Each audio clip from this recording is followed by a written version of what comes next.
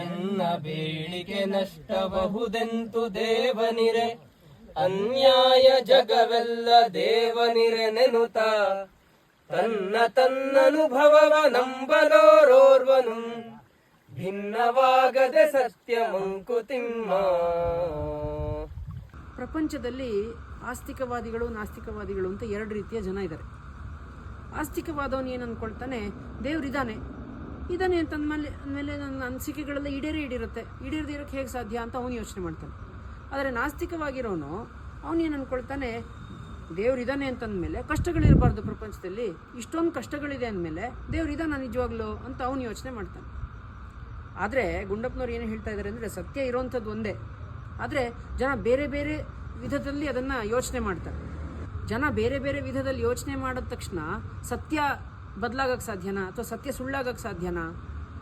ನಮ್ಮ ವೇದಗಳಲ್ಲೂ ಒಂದು ಮಾತಿದೆ, ಏಕಂ ಸತ್ವಿಪ್ರಾಹ ಬಹುಧಾ ವದಂತಿ ಅಂತ.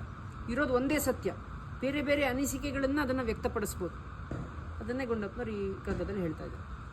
ನಮಸ್ಕಾರಗಳು.